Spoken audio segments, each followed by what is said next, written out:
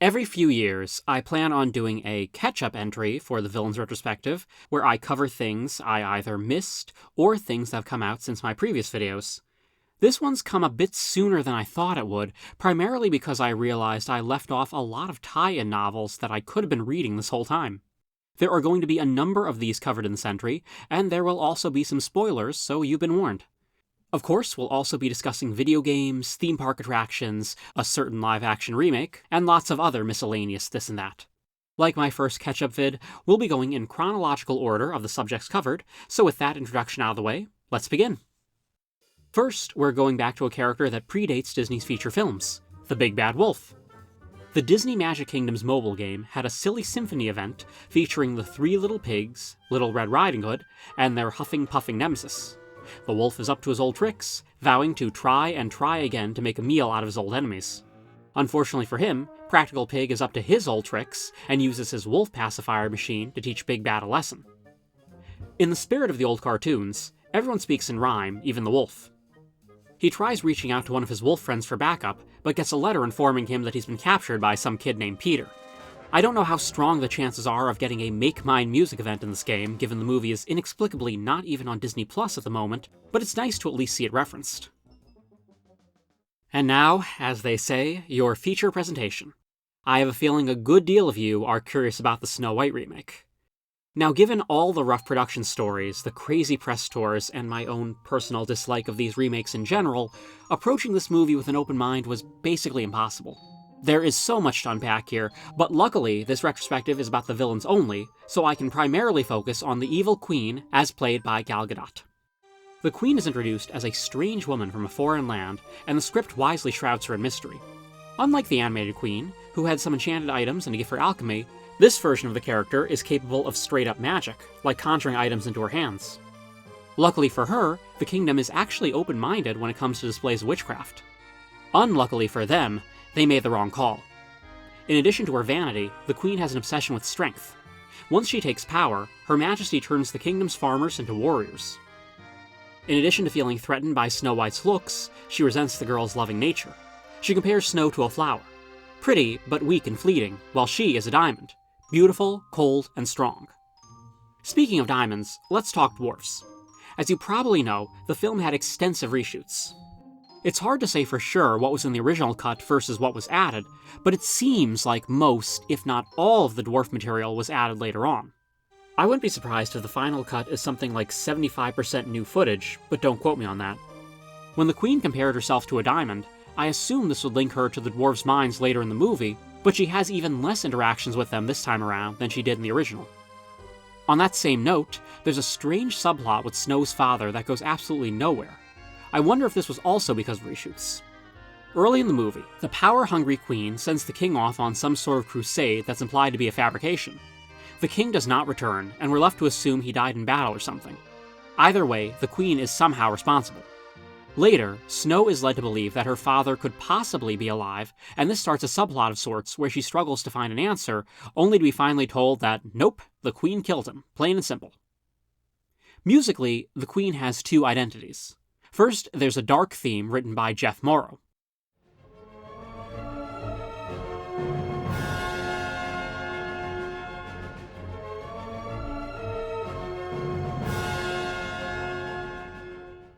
Then, there's her big musical number by Ben Pasek and Justin Paul, All Is Fair, where the queen sings about her iron grip on the kingdom and her plans to ensure she stays fairest by having Snow White killed. In the reprise, she sings as the spell turns her into the old crone. I'll give them credit for not trying to directly replicate the transformation scene from the original movie, which still holds up as being terrifying today. The song is fun enough, and it features a level of campiness that we haven't seen in a Disney villain in years. Unfortunately, it doesn't really fit this villain. The queen is meant to be a restrained character who never gets to let loose until she's disguised as the witch. I can't see her bursting into song when she's in her normal, glamorous form. This sort of extends to the rest of Gadot's performance. Sometimes she's playing the queen as icy cold, very serious. Other times she tries to make her sinister to an exaggerated effect. Again, I can't help but wonder if this was because of the reshoots, because at times it feels like the same actress is giving two different takes on the character in the same movie. As per tradition, the queen has a magic mirror with an ethereal slave inside. Also per tradition, the Queen asks the famous question of who's the fairest one of all. Not per tradition is how the movie chooses to define fair. In the original fairy tale and 1937 movie, it referred to Snow White's inner and outer beauty versus the Queen's. That's still the case here, but they go on to beat it into our heads that Snow White is more than just beautiful, and she outclasses the Queen with kindness. Fair is also taken in a literal sense by its other definition, treating others fairly and honestly, which again feels overemphasized to ensure that no BuzzFeed types can write bad faith articles in a couple years. If I could take a moment to direct you to a great video by There Will Be FUDD, where he compares all the different Snow White films that have been made over the years, which is very much worth the full watch, during which he points out that the first Disney movie is one of the few where they don't spell this out. Walt Disney counted on the audience, even in the 1930s, to understand why Snow White is more beautiful than the Queen beneath the surface. It's a shame that this movie can't do the same, but that's a problem with a lot of films nowadays, not just Disney. Also serving the Queen is the Huntsman, played by Unsu Kabia. When he can't bring himself to kill Snow White, instead of presenting the Queen with a wild pig's heart, he just sticks an apple in the box. I'm not sure why he thought this would work at all. The pig thing would have gone smoothly in the original story if not for the magic mirror. It seems that the apple is more of an open act of defiance, but it lands him in the dungeon. At the same time, the Queen doesn't even bother to look in the box until the mirror prompts her, unlike the animated version who proudly displays it, even if it's tastefully left off screen for the audience. Both the new Queen and the Huntsman come off as a little dense in this case. Of course, the original fairy tale has them all beat in terms of gruesomeness, where the Queen demands Snow White's lungs and liver, which she plans on eating. After the Huntsman's imprisonment, the Queen's captain of the guard takes over, played by Adrian Bauer. The Queen is also shown to have a pet vulture instead of a raven. This basically combines the raven's role from the original movie with the two vultures that show up later on. I'm not too upset by this change, since the raven had a pretty small role that wouldn't have had the same impact without the expressive traditional animation. Plus, I can kind of see the Queen owning a vulture anyway. The Queen's ultimate fate is very different this time around. Instead of divine retribution via lightning bolt, the Queen breaks her mirror in anger when it spells out the movie's moral. Maybe she's a fan of subtext too. Either way, this somehow causes her to turn into ash, disintegrate, and get sucked into the mirror. And you know, I'm okay with the lack of explanation.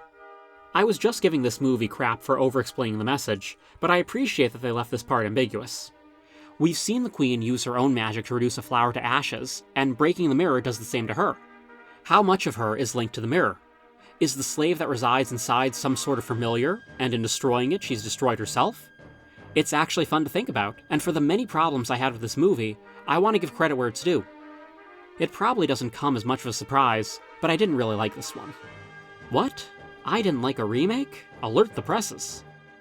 I didn't hate it like I was expecting to, instead inspired more of a mix of depression and apathy.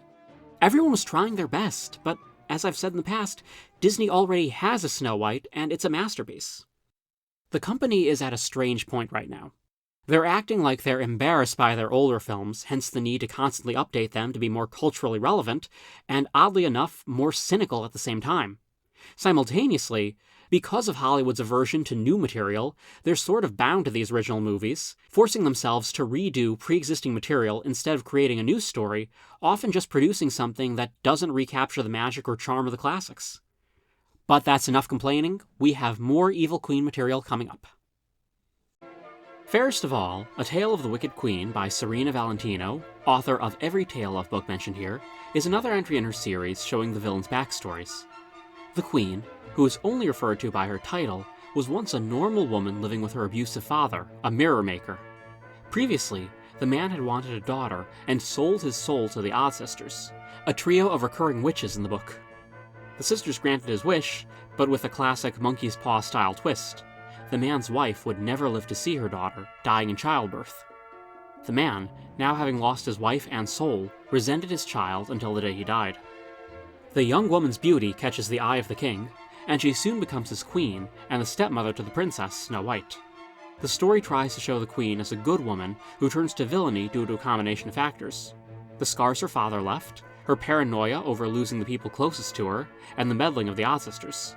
We learn that the slave in the magic mirror is actually her father, imprisoned in the afterlife.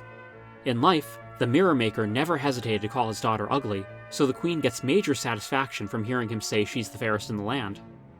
Her reliance on the mirror becomes an addiction, one she recognizes as unhealthy and actually tries to stop, but is unable to thanks to the Odd Sisters.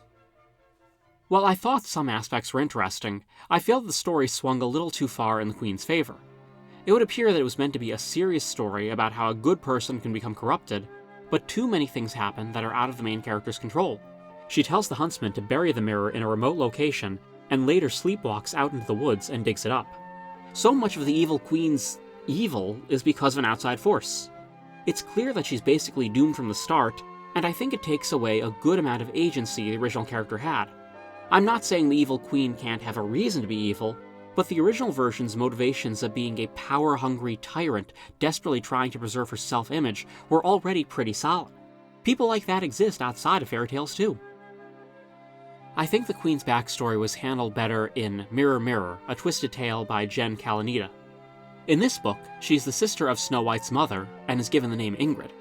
Ingrid and her sister Catherine once again grow up under the thumb of an abusive father, who they finally escape from one day. Catherine catches the eye of the good King Georg, while Ingrid becomes the apprentice to a sorcerer. Ingrid's training goes awry when she finds the magic mirror hidden away in the sorcerer's things.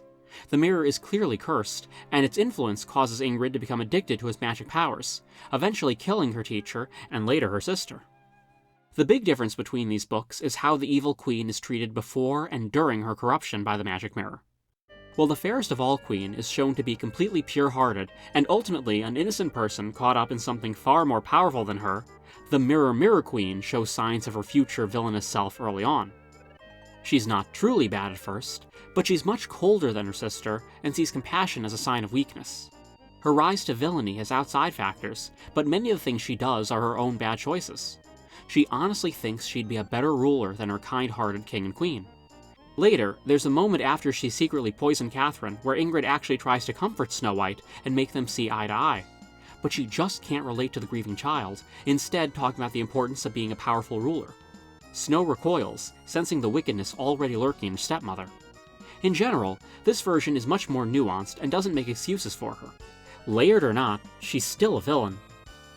Someone who is not a true villain, in most continuities at least, would be the Magic Mirror. I still think I should mention his appearance in LEGO Disney Princess: The Castle Quest, where he begrudgingly serves a different bad guy, Gaston, who's plundered him, along with countless other riches and treasures. I talked about this in my previous video, but the gist is that King Triton summons a group of Disney princesses to challenge Gaston in order to reclaim everything he's stolen. One of the chosen ladies is Snow White, who ominously brandishes an axe when she sees the mirror. She puts it away pretty quickly, but I don't like this vindictive take on the character, especially since the mirror is explicitly a slave to whoever owns him. Whether he likes it or not, the mirror is the host of Disney Villains Unfairly Ever After at Disney Hollywood Studios. The exasperated mirror, voiced by John Barnick, explains that he used to only have to deal with the evil queen, but now countless other villains try to summon him day and night. Like the Snow White remake, the definition of fairest has radically shifted.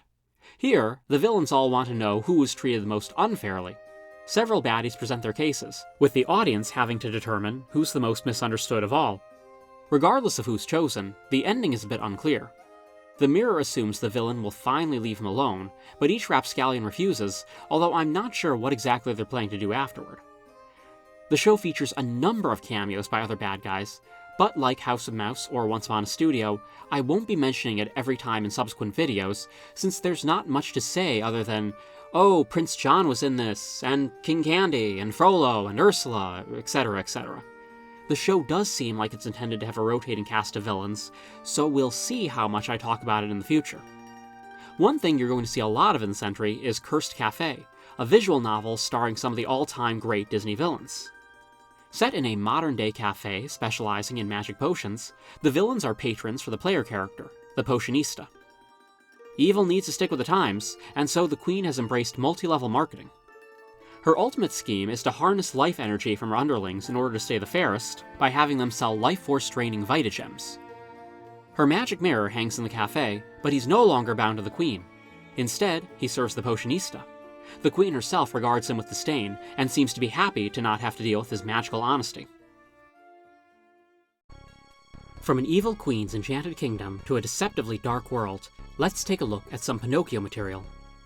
The Twisted Tale book, When You Wish Upon a Star by Elizabeth Leem, largely focuses on events set before the main story. We learn much more about the realm of good fairies who work through the Wishing Star, and we're also introduced to a few evil outliers, Amoral the Grey and Larissa the Green. When young Chiara is chosen to be the Blue Fairy, the evil ones tempt her sister, Ilara, into becoming the Scarlet Fairy on the side of darkness. The Wicked Fairies are part of the Heartless, a supernatural group just as gung-ho about causing suffering as the Benevolent Fairies are about goodness. I don't believe they're meant to be related to the Kingdom Hearts characters, although it's very hard not to make the connection in your head. Other Heartless underlings, of course, include Foulfellow, Gideon, and the Coachman. Monstro the Whale is one of their proudest creations. We also get to learn a little more about Stromboli's family. His father, Remo, was a strong role model for the puppeteer, teaching him the tricks of the trade. His earlier acts included singing crickets, perhaps Jiminy's ancestors, and monkeys trained as pickpockets. Stromboli's brother, Vito, is the only kind member of the family. Later on, he works in the seedy Red Lobster Tavern, but he's leagues better than their patrons. Places like that need someone strong and on the level to keep everyone in line. Meanwhile, we learn the Coachman used to be an architect before he fell in with the Heartless. Even when he was a mortal man, he was still evil, secretly kidnapping and selling children. Pleasure Island, of course, is a natural fit for someone so cruel. The story actually gives the villains comeuppance when the Blue Fairy plagues some of the bad guys with nightmares.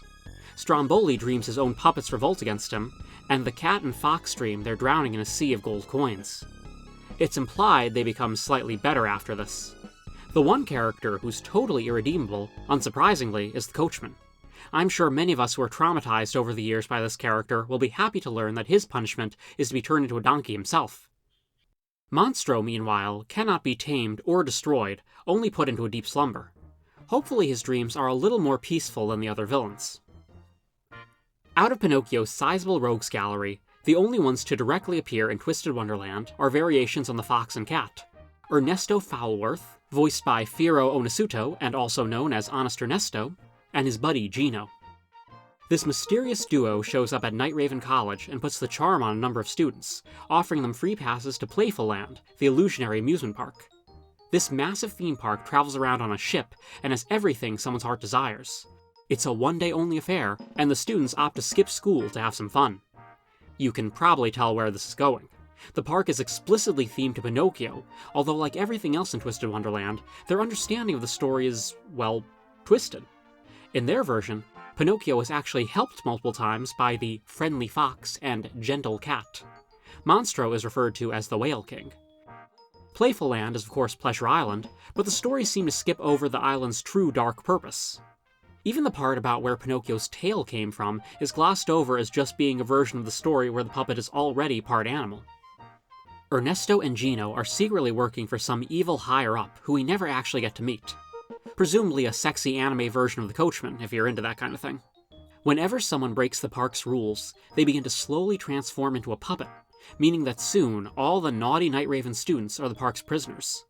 Ernesto can't do much magic, but he does have a spell that clouds the target's minds, making them optimistic, but easily led into temptation that really comes in handy for his work. It's revealed that Ernesto has a particular hatred for academies like Night Raven, since he and Gino, with their limited magical abilities, could never get into them. It takes a lot of coercing, plus realizing how little the Coachman actually values him, to make Ernesto finally relent and kind of redeem himself. From one fox to the next, I'm as surprised as you are to be returning to the Uncle Remus critters. Given Disney's increasing attempts to hide all evidence of Song of the South, I wasn't sure if and when I would have anything to add for Brer Fox and Brer Bear, but lo and behold I do! A pitch from the 2000s for an animated series recently surfaced.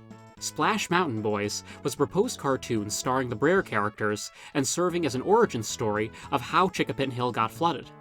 The first episode was going to have Brer Fox decide he wants to do more than live in an old cave. He wants to be a king, or a president, or a benevolent dictator. Story art shows your typical Brer antics, involving fishing, tar, and a good deal of slapstick. The show was apparently meant to be a mix of Mayberry RFD and Jackass. All I can say is, this looks like it could have been a lot of fun. Oh well. On to Lady Tremaine. Cold-Hearted, A Tale of the Wicked Stepmother is another entry in Serena Valentino's Villains series. Similar to the Evil Queen book, it explores Lady Tremaine's backstory, showing how she came to marry Sir Richard, Cinderella's father, and moved to his home in the Many Kingdoms.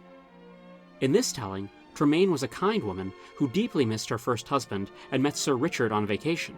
She became enamored with the handsome suitor and quickly married him, only to find that it was all a ploy to get her money and pay off expenses he owed to the kingdom. Now she's trapped in a crumbling chateau with a controlling monster of a husband.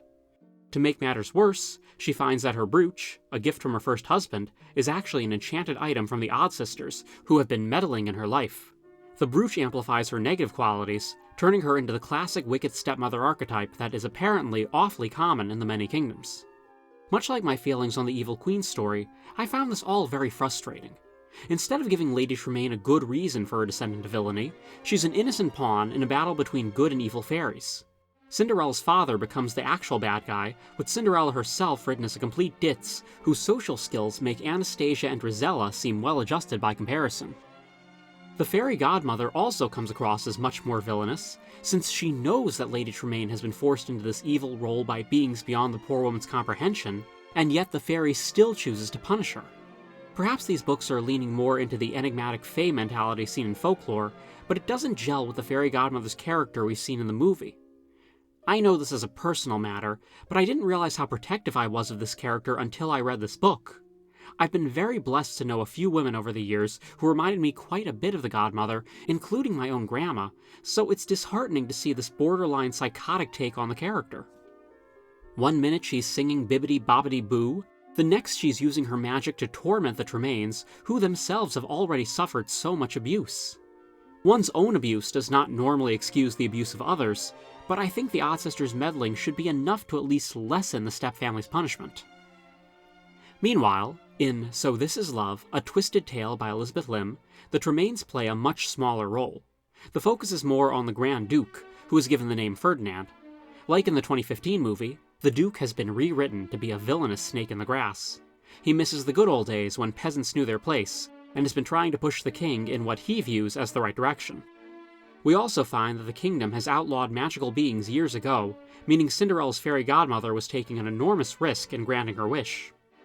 The Duke was, of course, behind this as well. Throughout the story, he's portrayed as being incredibly conniving and fully believing himself to be in the right. He's trying to save the kingdom from ruin, trying to make sure they don't appear weak to their neighbors, yada yada. He rationalizes every treacherous act he commits with an end justifies the means attitude. As you can tell, it's all about political intrigue inside the palace. It has a few similarities to the rewritten 2013 version of Rodgers and Hammerstein's Cinderella. For whatever reason, this story apparently lends itself well to conspiracy adventures. It's interesting that this marks the Duke's second time as a villain. While I always felt sorry for him in the original movie, I'm not quite as protective of the character as I am of the fairy godmother. Twisted Wonderland features its own version of Lady Tremaine, Moses Tren, voiced by Rakia Kiyama. The stern history teacher has elements of the wicked stepmother mixed with some original ideas. He's a widower and has two adopted daughters, Anna and Dolly, that he loves dearly. He's also quite devoted to his cat, Lucius. There's no word on whether or not there's a Cinderella analog in the picture, but despite his strictness, Tremaine isn't nearly as terrible as Tremaine. He demands a lot from his students, but it's out of pride for the school, not resentment. With the Cinderella franchise covered, it's time to tumble back down the rabbit hole and into Wonderland. As a bridge of sorts between Cindy and Alice, I think it's best to start with Descendants, The Rise of Red, which featured both the Queen of Hearts and Lady Tremaine. Although we saw her played by Linda Coe in Descendants 3, this movie is a time travel adventure, so her past self is played by Julie Serta. The titular Red, played by Kylie Cantrell, is the Queen of Hearts' daughter.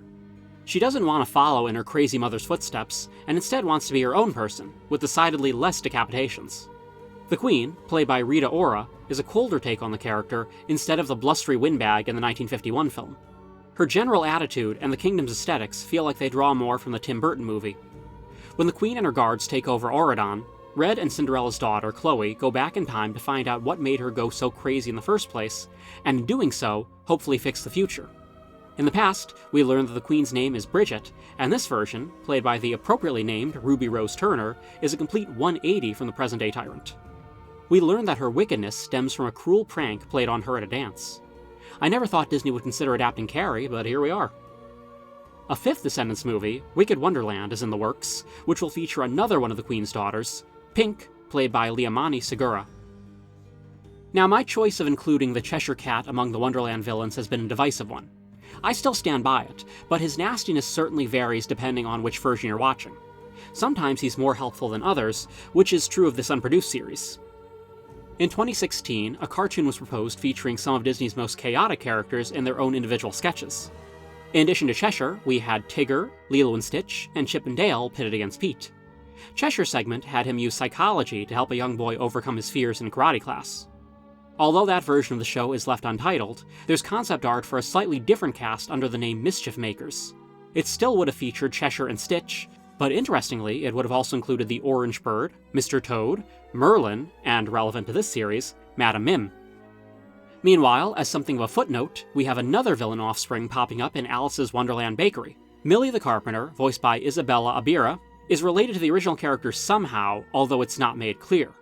Like the other characters on the show, she's definitely on the side of good. She also mentions an Uncle Wally, presumably related to the walrus. The book Unbirthday, A Twisted Tale by Liz Broswell acts as a straight-up sequel to Alice in Wonderland, sort of like Tim Burton's. 18-year-old Alice is called back to Wonderland when the Queen of Hearts gets too big for her britches, even for her.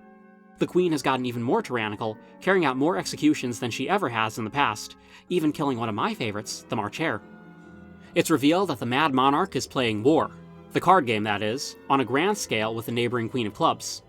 Alice gets caught up in trying to save everyone in Wonderland from falling victim to the Queen, all while dealing with her own political oppressors in the real world. A few new villains are introduced in this Wonderland. The Knave of Hearts appears as a spy for the Queen. He joins the Resistance after stealing the Queen's tarts, but tries to get back on her good side by selling the heroes out. He confronts Alice again later in the story, but allows her to escape. He's a cowardly rogue, but he isn't entirely bad. The Executioner is portrayed as a large monster wearing a hood over the top of its head. Its giant mouth is fully exposed, full of razor-sharp teeth, ready to bite the head off any unlucky prisoner. Even more terrifying is the Card Cutter, a Reaper-like card soldier who wields a half-scissor like a scythe. The Queen calls on him to cut the deck and even the odds, but it appears that by Wonderland logic, he's more or less there to ensure the Queen wins. In Walt Disney Studios Park over in Paris, guests can watch a stunt spectacular themed to the Wonderland gang. Alice and the Queen of Hearts, Back to Wonderland, has everyone celebrating with the titular characters as the guests of honor. Unfortunately, given their history, the ladies really can't stand each other. The Queen is a diva, and Alice is the only person in Wonderland who's willing to stand up to her. The party quickly becomes a competition, with the audience having to vote for either Team Red, the Queen, or Team Blue, Alice. The Queen gets a couple original songs in the show, although her entrance is marked by a rock version of the classic March of the Cards melody. She's introduced riding in on a steampunk-looking vehicle while singing Me, Me, Me, written by Jonathan Barr, and not to be confused with Governor Ratcliffe's Mine, Mine, Mine. Later, when she's trying to win over the audience, the Queen sings All Ways Are My Ways, music by Grayson DeWolf and lyrics by Chris Cernell. Both songs are similar in nature, reflecting the Queen's aggressive way of ruling. Expect many references to losing one's head. That's enough of this magical land, but we're flying straight on till morning toward one equally as whimsical. Neverland and Captain Hook are right ahead. Never Never, A Tale of Captain Hook, draws from the original Peter Pan mythology laid out by James Barrie himself. Specifically, it explores how the Lost Boys got their status in the first place. According to Peter, these are the boys that fall out of their prams as infants. If they're not claimed in 7 days, they get sent to Neverland. The book tilts this a little bit. In this version, the boys find their way to Neverland seemingly right after getting lost. Such a thing happened to young James a few times, but somehow his mother always found him on day 6, meaning his time in Neverland, no matter how joyous, was always cut short. I won't fault the book for altering the mythos, since even in the original story it was always meant to be a little silly. Obsessed with finding his way back to the wonderful island, James decides to become a pirate in order to sail there. Like Peter Pan, he doesn't want the fancy, stuffy life his parents envisioned for him. Followed by his endlessly loyal servant, Mr. Smee, James joins up with Blackbeard himself. This is also a detail in the original book.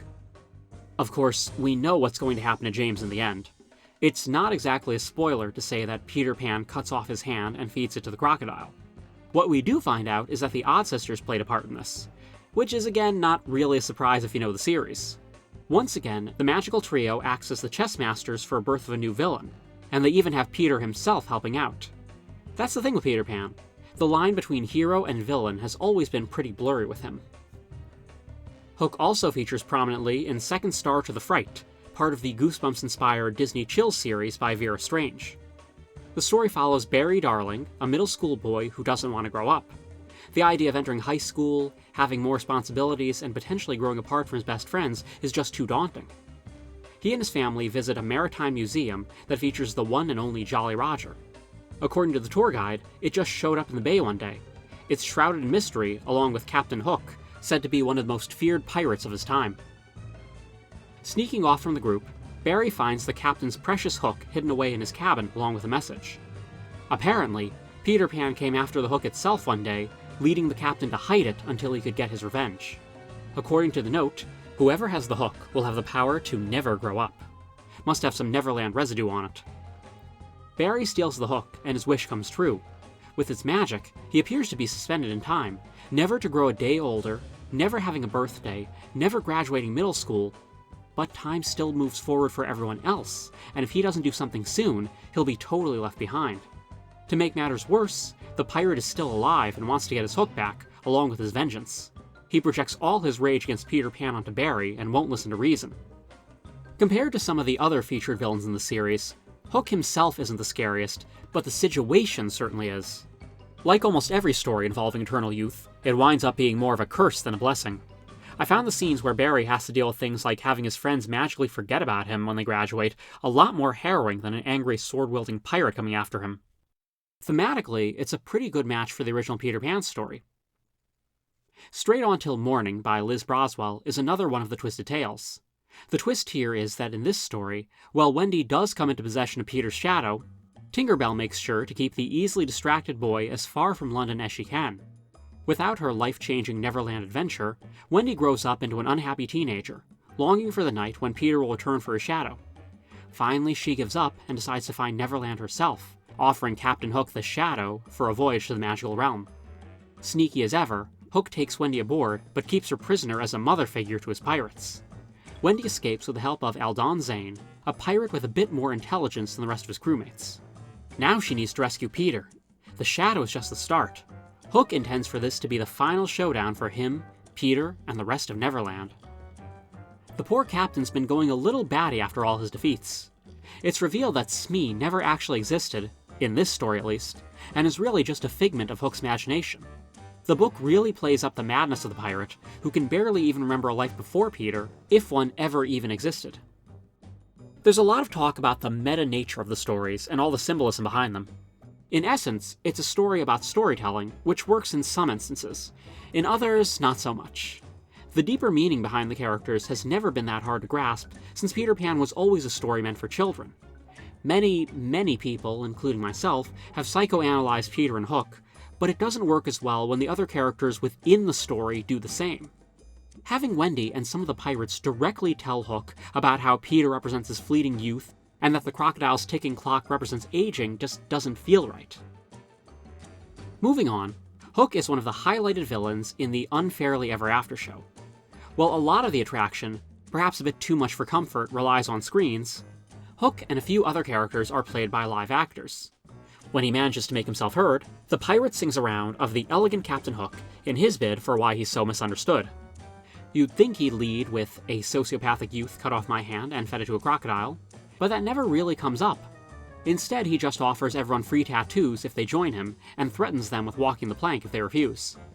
Not the greatest pitch to get the audience on your side, but regardless, like most of his appearances, it ends with the captain getting chased off by the croc. Hook had a more traditional appearance in Peter Pan's Neverland Adventure over at Tokyo Disney Sea. In another largely screen-based attraction, Peter and Tinkerbell rally the troops when John is captured by pirates. After gathering Wendy, Michael, and the Lost Boys, the rescue party flies to the Jolly Roger for a lively battle. All the pirates join in, except for Smee, who hides nearby in Skull Rock. John is saved, and Hook winds up fighting for his life in the crocodile's jaws. A typical day in Neverland. In Cursed Cafe, Captain Hook discovers the joys of community theater. Taking a page from his author, he decides to become a playwright. His musical extravaganza is about his life and times, and he's sure to make it seem like he actually triumphs in the end, instead of falling into a rut dealing with Peter Pan again and again. And now, let's check back in at the Forbidden Mountains with Maleficent. A comic miniseries by Sue Lee shows a slightly different side to Maleficent, while still keeping her evil nature fully on display. The first issue has young Prince Renard, hungry for adventure, creep into her forest. Maleficent is actually nice to him, as nice as she can be of course, and grants him the gift of a magic compass that will lead him to whatever he wishes. Renard is more interested in her staff, and foolishly uses the compass to follow the fairy into her castle and try to steal it. Perhaps anticipating this from the start, Maleficent punishes the prince by turning him into a fox-like creature, as befitting his name. This makes her an enemy of the kingdom, since the prince's brother refuses to believe that Renard would ever try to steal something. Maleficent views the royal guardsmen who come after her as mere playthings. Nothing to get worked up over. It will take a lot more than them to make a dent in her magical armor. Another Valentino book, Mistress of All Evil, A Tale of the Dark Fairy, tells us about Maleficent's origins. Like some of the other entries, we have another story where the focus is not just on the protagonist, Maleficent in this case, but also on the rest of the ensemble, the Odd Sisters in the fairy world. In this interpretation, Maleficent is an abandoned baby left in the woods to be raised by crows. The others, particularly the fairy godmother, see great evil in her future and avoid her, while only Nanny, one of the most powerful fairies, takes her in, hoping to avert this potentially negative fate. At the Fairy Academy, Maleficent has to deal with scorn from a trio of mean girl types, the allegedly good fairies, Flora, Fauna, and Merryweather. Given their history that's hinted at in Sleeping Beauty, I can buy that they've never liked each other, but I can't see Fauna as ever being nasty to anyone. Flora and Merryweather I could perhaps imagine. Due to a terrible misunderstanding, Maleficent flies into a blind fury and seemingly wipes out the fairylands. The others do survive, but Maleficent, believing she has become just as evil as they prophesized, flees into the Forbidden Mountains. Later, the Odd Sisters offer to give her a daughter and magically conjure up baby Princess Aurora. Unfortunately, the spell they use drains Maleficent of her remaining good qualities and puts them in the infant, meaning Maleficent is now incapable of loving her daughter. The girl is given to the royal family, and the Sleeping Beauty story plays out with Maleficent cursing her. As an aside, if Aurora isn't really the daughter of Stefan and Leah, why does she look so much like the Queen? We learn the reason that Maleficent cursed Aurora to put her into a slumber was because she fears the girl will have inherited her powers, which will lead to her own destruction. She tries to keep Aurora asleep for her own safety, even if it means killing Prince Philip. Like the series did with Snow White's evil queen, this book takes a classically wicked villainess and makes her into a concerned, misguided mother figure. Don't you get it, you guys? Maleficent was really good all along. As I stated about the Maleficent and Cruella movies, I'm fine with adding some nuance to a villain, but there's a difference between doing that and making them so misunderstood that they no longer feel like the original character. It's also at the expense of the actual good characters, with the fairy godmother still portrayed as unreasonable and cruel. It's also a little foggy at times at what Maleficent is trying to accomplish with her curse. Yes, we know it's to save Aurora, but her original curse was for the princess to die when she pricked her finger, only for the good fairies to turn it into a sleeping spell. They don't make it clear if Maleficent just meant this as some kind of mercy kill, and then just decided to go with the fairies' plan instead. Before this gets even more negative, I'll move on to the next Maleficent story. In the twisted tale, Once Upon a Dream by Liz Braswell, we're offered an extended alternate ending to the Sleeping Beauty story. This time, when Philip slays the dragon, Maleficent transfers what's left of her into Aurora's dreams, creating an entirely new world in the princess's subconscious. In this reality, Maleficent is the hero of the story. Aurora's parents were planning to sell her to 3 good, well, not so good in this version, fairies in exchange for untold powers. As a result, the entire countryside turned into a bleak hellscape. Only noble Maleficent was able to stop their wicked plans, imprison the king and queen, and take control of the castle. The outside world is uninhabitable, and Aurora and the rest of the people need to stay inside where it's safe. This is all a fabrication, and Maleficent really plans on keeping Aurora asleep for long enough that she can regain her full powers and take over the real waking world. The other people in the dream are actually the sleeping members of the castle. When Maleficent needs a little extra boost, she secretly kills one of them in a ritualistic manner, which also kills them in real life. Yes, it's Nightmare on Elm Street rules, which means Aurora and Philip need to work together fast to find a way to escape. The prince was also brought into the dream world when he kissed the princess. The story includes a notable new character, Lady Lyanna. Unlike most of Maleficent's goons, Lyanna looks like a normal, if not creepy woman, with only her dark black eyes and grayish skin betraying her true nature. That is, until Aurora sees her bare feet and it's revealed she has pig's hoofs.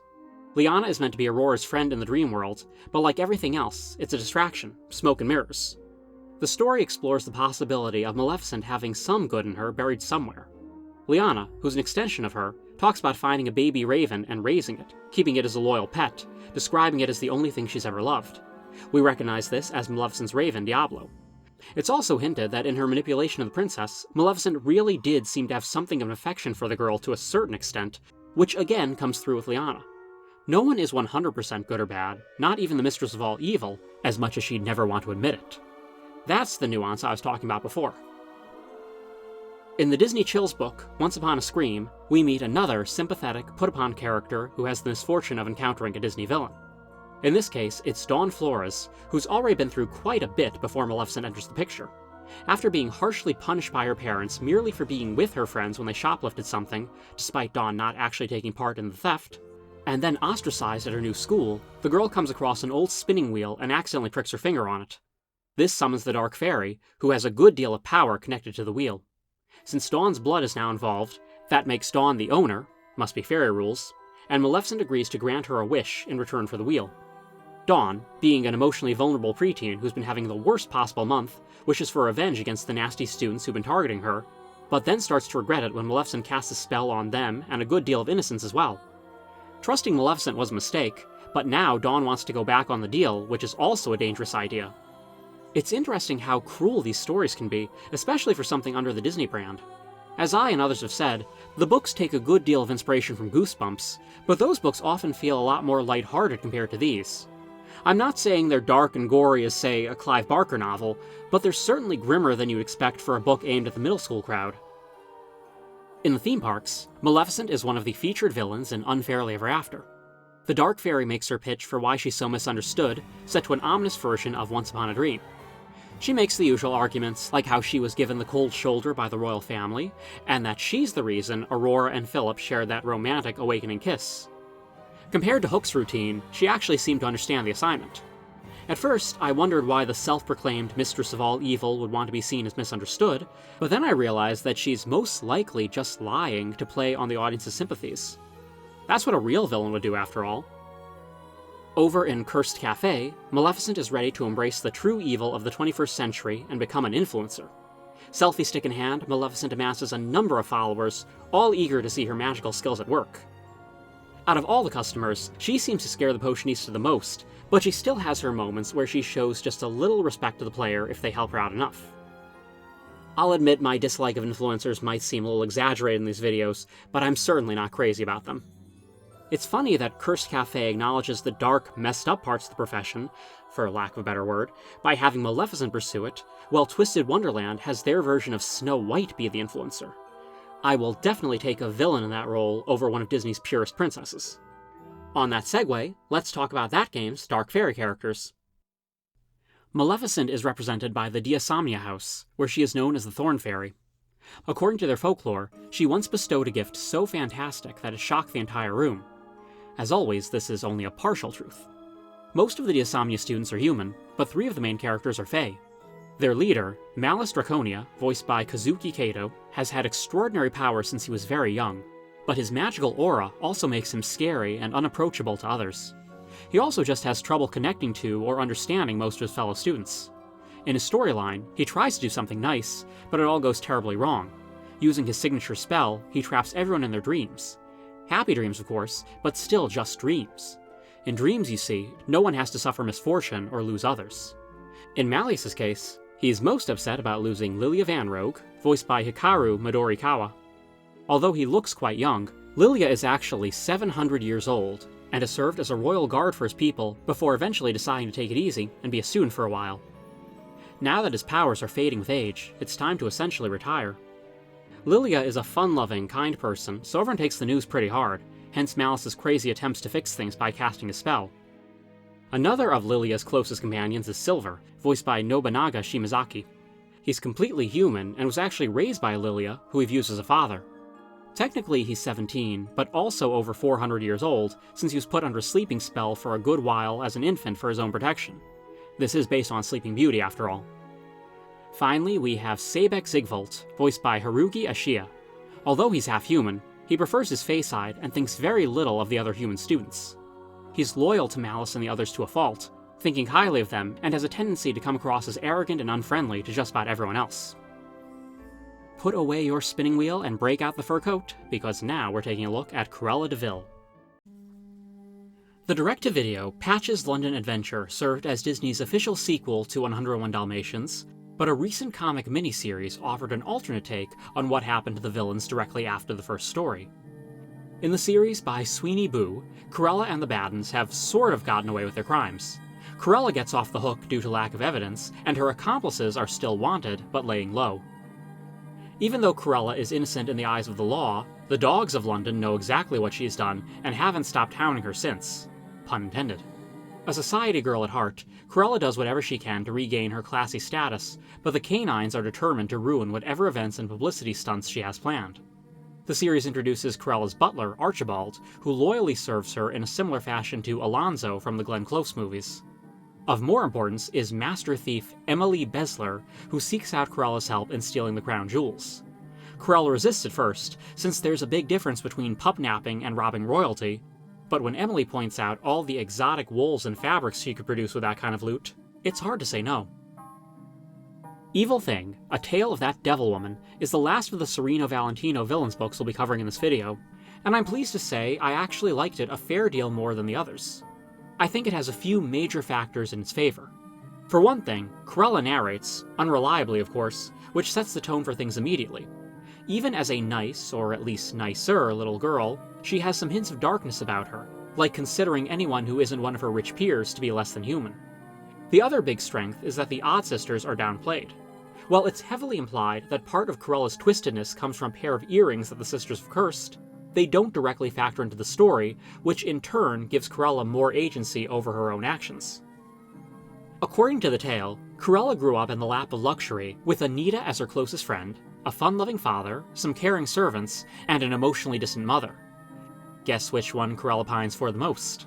Although she and her father share a very touching bond, it's Mother de Vil that Cruella wants to please, yet she can never quite get there. It's obvious to everyone but Cruella herself that her mother doesn't care about her. Deep down, it would seem that Cruella knows this as well, but every time someone tries to tell her, or she comes close to making some sort of breakthrough, she drowns the voices out and convinces herself otherwise. As Cruella's life goes on, she experiences a number of highs and lows. She finds and loses love, she and Anita are forced apart, and her mother continuously swoops in whenever she's at her happiest, ready to remind her daughter that she's always out of reach. Cruella keeps having moments where she wants to say and do the right thing, but something from within stops her.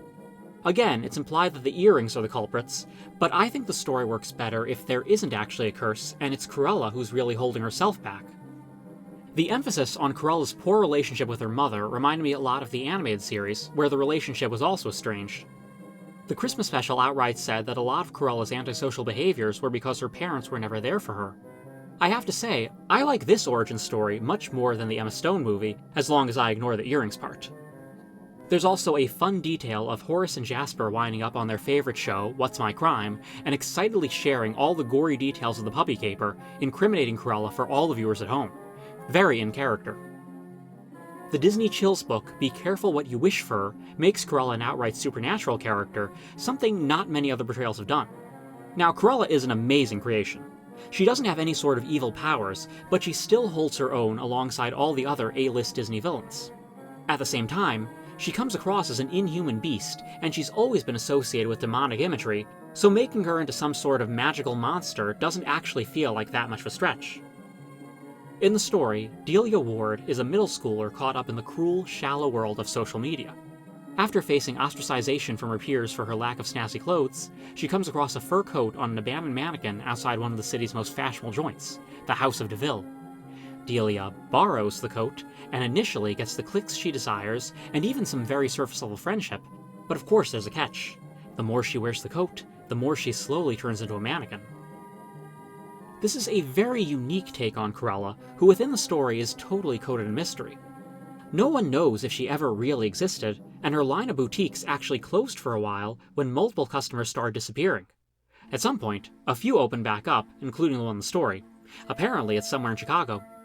It's never made clear if Cruella is a vengeful ghost, or if she was ever truly human to begin with, which is a great choice. She's not just after her coat, of course. That was merely bait. Her real treasure is the same thing she's been after since at least the 60s. Dalmatian puppies, in this case, the ones Delia is helping to foster. I like to imagine that this version of Cruella is a Pennywise-type figure who comes back every couple decades in search of new victims. Cruella is the third in-person villain to appear in Unfairly Ever After. Like Hook, she doesn't really try to explain why she's misunderstood. Instead, she struts her stuff and brags about how great she is. She doesn't see herself as evil in spite of her actions. She's a brilliant artist, and we're simply too stupid to understand her, so we just label her as evil out of ignorance. At least that's what I think she's trying to say. It's a little hard to tell.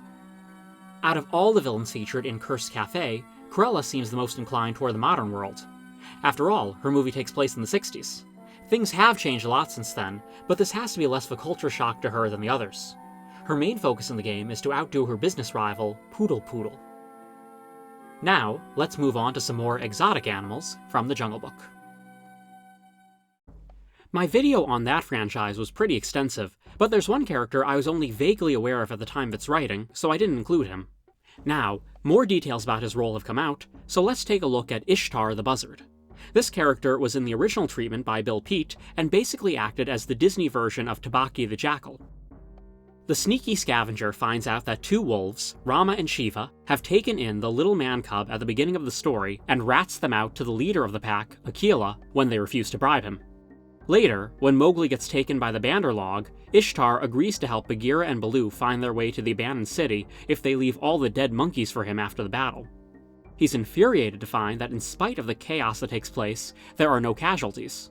Feeling cheated, he goes straight to Shere Khan and lets him know about Mowgli's presence in the jungle. He then leads the tiger in a chase after Mowgli and Bagheera, but the good guys get away.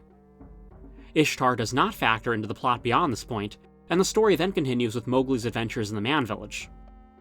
In a later draft sending, Ishtar joins Shere Khan in the final fight against Mowgli. One idea was for the tiger to mistakenly attack the buzzard and have both perish by falling off a cliff. Classic Disney material right there. Another was for Ishtar to survive and feast on the tiger's remains. I don't think we missed out on much. Shere Khan doesn't really need a sidekick, and the movie ended up with different vulture characters anyway, but it's interesting to see it in its early stages. Long after the original Jungle Book, and shortly after its sequel, an animated series was pitched called Mowgli and Baloo's Jungle Jams. This Calvin and Hobbes-inspired comedy would have shown Mowgli's continued antics in the Man Village in the jungle. Shere Khan and Kaa would have been the main villains again, with it being explained that Kaa saved Khan from the ruined temple where we saw him last. According to the pitch, the tiger would spend a good deal of the series trying to get revenge on Mowgli once again. There were also a pair of bumbling British hunters, one of them named Manfred, who would try to catch the wild Jungle Boy themselves for a profit. On a very minor note regarding the Black Cauldron, the Horned King appeared in the Disney Magic Kingdom's mobile game, but not in a conventional way. While most deceased villains are resurrected in the game with no explanation outside of Disney magic, it would appear that this character was so evil, it's best that he remains dead. His Majesty only appears in flashback form, where he mutters to himself about conquering the world and killing his henchmen when he no longer needs them. Given the comedic tone of the game, I can see why the writers didn't quite know what to do with this character. Moving on from the Black Cauldron to the Black Heron, here's a villain I failed to give proper attention to. Twice. I'm a little embarrassed about this one. When I was making my DuckTales video, as much as I enjoyed the series, I was getting a little tired of ducks by the end and decided I would leave Black Heron for my Darkwing Duck entry. Then, likewise, I had a good time with that show, but got a little impatient at the end trying to get my video out, and I just forgot that I didn't really talk about Black Heron in much detail last time, so she got passed over again.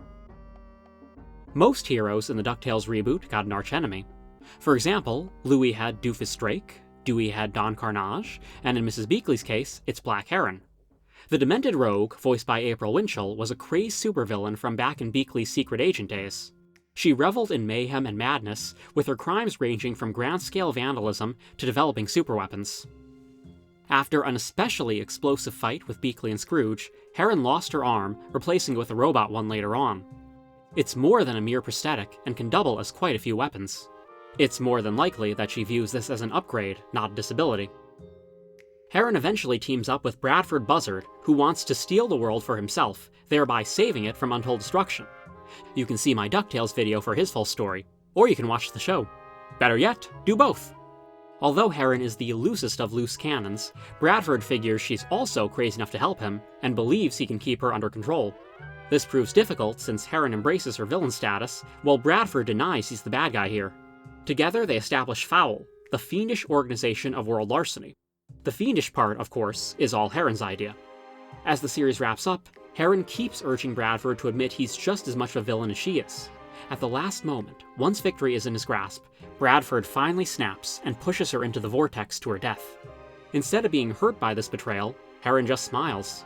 She might have helped nudge him a little more toward evil over the years, but more than anything, he's finally accepted what she's always known. On that dark note, let's check out another reboot of a Disney Afternoon series with Chip 'n Dale Rescue Rangers. In my somewhat recent video on the Rescue Rangers villains, I took some time to talk about the reboot movie and its villain, Sweet Pete. One of the rumors surrounding the movie was that the role was originally meant to be played by a disgruntled Pluto who called himself Mean Dean, going so far as appearing in a rough cut for test audiences. This was all based on a post from 4chan that included some yet-to-be-revealed details that did make it into the movie, like Ellie the Cop. Imagine my excitement when I stumbled upon the third draft of the screenplay, which I hoped would confirm these rumors. After reading it, I cannot confirm or deny the existence of a Pluto cut because it's not in this draft. There is one part I considered a smoking gun, where Chip gets a dog ear resembling Pluto's grafted onto his head that everyone calls a Snoopy ear. Well, that's in the script and it's still called a Snoopy ear. More importantly, while Pluto is not the villain in this draft, it's not Peter Pan either. Instead, Mean Dean, yes that's his name, was once a traditionally animated man who resembled Santa Claus. His Kris Kringle looks landed him a role in an epic film about Santa's origins. The studio execs insisted he get the CGI surgery, resulting in a horrific Uncanny Valley version of Santa. Upset with the results, everyone who claimed to be Dean's friends dropped him immediately, and the movie was retooled to be about a talking seal, voiced by Seal. Embittered, Dean turned to a life of crime as the head of the Valley Gang. In other words, it's more or less what happened to Peter Pan in the movie, minus the Bobby Driscoll baggage. It also might explain why one of his henchmen is a polar bear. This was a nice find, but I'll admit I was disappointed that there wasn't anything about Pluto in there.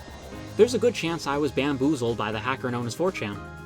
However, when a door shuts, a window opens. I didn't find any Pluto cut material, but I did find something just as interesting. Prepare yourselves for a bombshell. Recently, I watched a video by Nomad about the Rescue Rangers movie, where, among other things, he talked about Ellie, the human that befriends the chipmunks and joins them on their quest to take down the villains. He pointed out that it felt like Ellie was being built up as a secret bad guy, and that she might have been a more interesting character if that was the case. Well, congratulations, Nomad, because in this early draft, that was exactly the case. You win nothing, other than a shout-out and some personal validation. In this version, Ellie was really lying about being a huge fan of the Rescue Rangers, and has instead been working with Chief Putty as a corrupt officer. Instead of being in cahoots with the Valley Gang, Putty and Ellie are trying to bring them down for the sole purpose of taking over their operations themselves. Ellie becomes such a major character by the end that she's the one who ends up becoming a monster mishmash of cartoon characters in the final fight. Now, if the movie had gone in this direction in the final cut, I can't say my opinion on it would be all that different. Still, I love uncovering stuff like this. Whether or not the Pluto cut exists, I'm happy to have at least been able to share the evil Ellie draft. We're nearing the end of things, but before we go, let's take a quick dive back under the sea. Ursula is the first villain the Potionista meets in Cursed Cafe, and she actually seems to warm up to the players pretty quickly, provided they do a good job, of course. She serves as the initial guide to working at the cafe, and proves to be a pretty good mentor when starting off. After discovering the competition show America's Next Rock Star, Ursula decides that she needs to be the winner. It's not that she's a reality TV fan by any means, it's the fact that the people who do well on the show have fans mindlessly throwing themselves at them. The Sea Witch thrives on that kind of attention, and these fans could very well be future victims for her garden. One of her bids for stardom has her doing an animal act. While eels are unique, the public prefers the cute and cuddly variety, so Flotsam and Jetsam briefly get turned into a pair of dancing cats. I've spent a decent part of this video being more negative than usual. I made this series to celebrate the artistry behind these beloved rogues, but I think a lot of the recent material has brought out my cynical side. I want to be honest when I give my praises, so in turn I need to be honest with my critiques as well. Otherwise, I feel that all the positive things I say will just seem like hot air.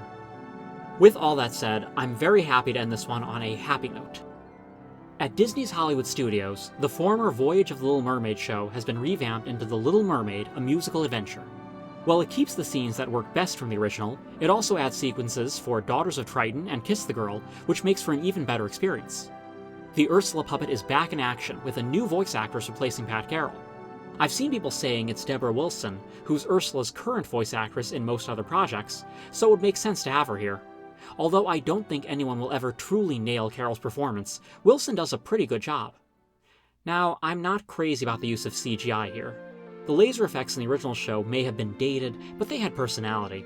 But really, as long as we've still got those great puppets on display, the Mermaid show will remain lively as ever. Now that we're all caught up, we can get back on track in our next video with another one of the heavy hitters, Jafar, along with the many other rogues found in Aladdin.